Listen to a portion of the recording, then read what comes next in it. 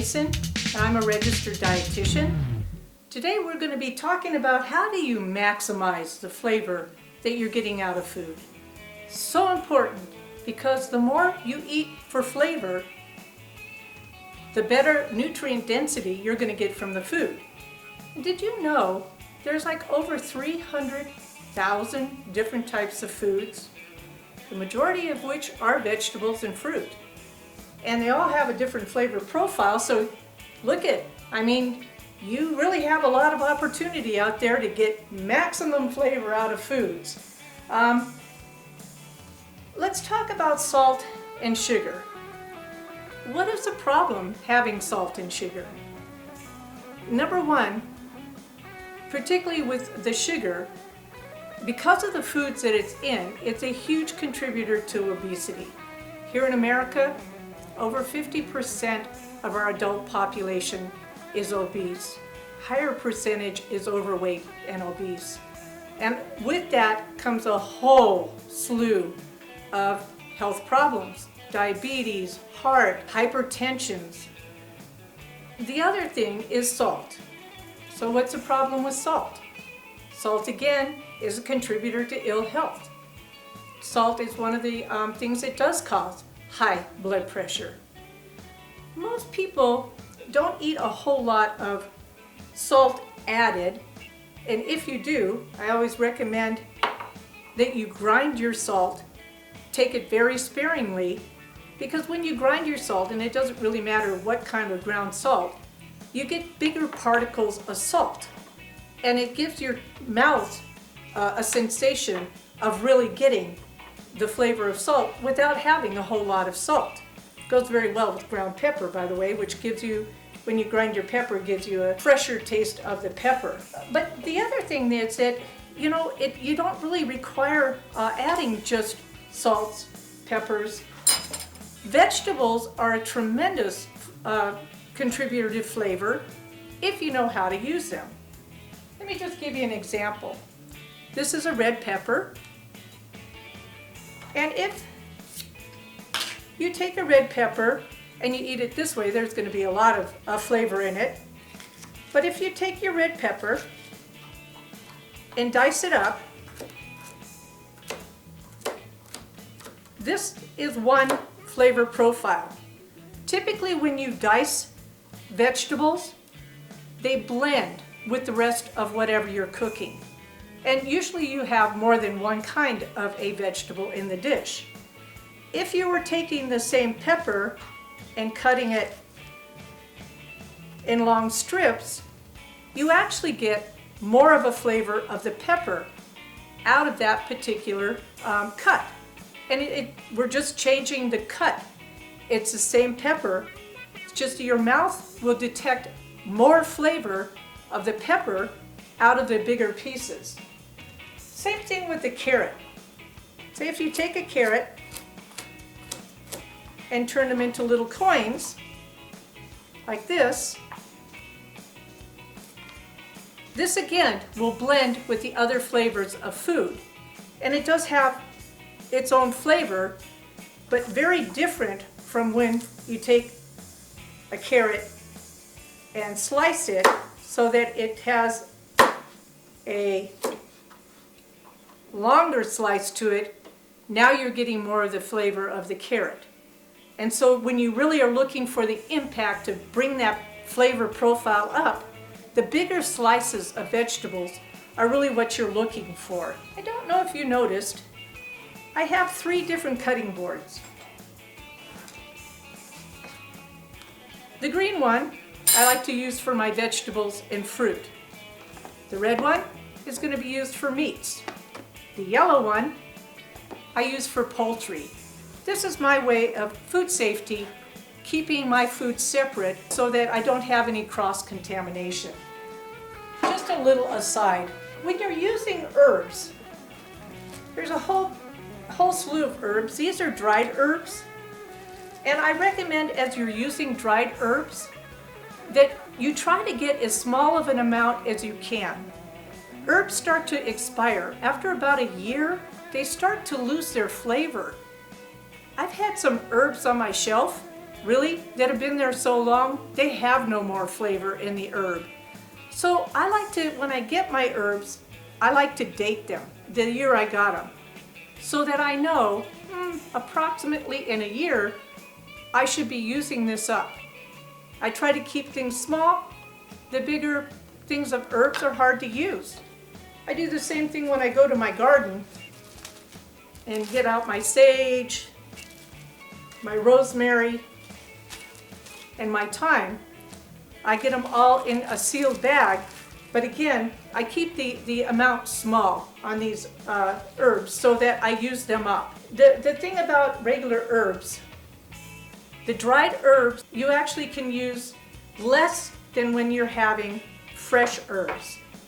It takes about 3 times the amount of fresh herbs to really get the flavor that you need, as opposed to a dried herb. You also add these herbs at different times. If it is a dried herb, you add it earlier in the cooking of whatever it is you're cooking. Pretty much at the beginning or towards the very beginning. Your fresh herbs, I like to add towards the end, so that you're really getting a full impact of their flavor. And the herbs are a very good way of getting a little extra nutrition just from the herbs themselves. They have a profile of antioxidants, as well as your spices have a lot of benefit. And I like using spices, particularly when I'm making things like teas, because your spices are not only good for antibacterial, but they also are an anti-inflammatory. And so most of them, if you are able to blend them together and get an ability to have these spices, you really are able to, over time, start to impact inflammations. Oftentimes what I'll do is take these kind of spices, this one being cloves, cardamom, and allspice. I'll take them and put them into a tea ball and put them in hot water and steep them just like I do a tea. This little tea ball is good for more than 1 cup. Actually, it'll last me a couple of days before it starts to exhaust all of its flavor, and then it's not worth having it in my tea. The other thing I use is cinnamon. And cinnamon, boiled in water, makes its own tea. Makes a beautiful sweet, it's actually a sweet flavor of a tea. And not only is it delicious on its own as it is a beverage, but if you add it to the tea ball of other spices that you have, maybe pop them right into your pot with the cinnamon, then you have all the flavors of the spices. It's a very delicious combination. The benefits to adding spices into your teas has long been recognized by ancient people. Number one, it does help to do some digestion, so that if you have a tea like this after a meal, it helps to digest. It also gives you a little bit of an anti-inflammatory, which spices just inherently will do that. So that if you have a spiced tea and you have it on a daily basis, then you may have less of a problem with some of the inflammations that are throughout our body and can cause us some ill health. So that would be one of the reasons why I recommend this cinnamon tea. The other thing that you might think of doing is, if you are looking for a way of getting turmeric, is to float a little bit of turmeric on top of your tea. Now, if you're going to do that, you need to have something that stimulates your gut so that the turmeric actually does its job. Things like a little bit of black pepper, add it into your tea ball, will give you that stimulation, or ginger. Ginger is another way of getting a little bit of stimulation so that you're able to actually utilize the turmeric. Again, a very good anti-inflammatory. The other thing I wanted to just share with you is maybe taking something that that you find as a favorite and finding a different way of making it. In this case, we're talking ice cream. Let me just show you how you might be able to make an ice cream. You know when you have bananas that get to be kind of old and maybe not the greatest? I take those bananas, I put them into little banana coins like this and freeze them. And this is one of the uses I have for my frozen bananas. This will be an equivalent of about 2 bananas. And then you can add a little bit of almond milk to this or regular milk. I like to add this little pourable yogurt, and it just happens to be banana flavor, which really brings up the flavor of this particular iced dish that I'm making here. So I take one of those, and it's about maybe 1/3 of a cup, maybe a little bit less. And then 1 scoop of peanut butter. Put the top on, and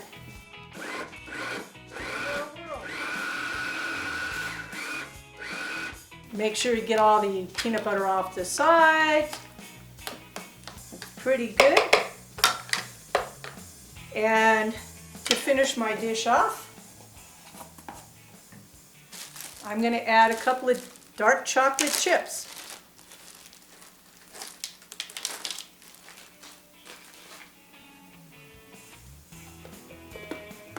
Give it another whirl. Ta-da!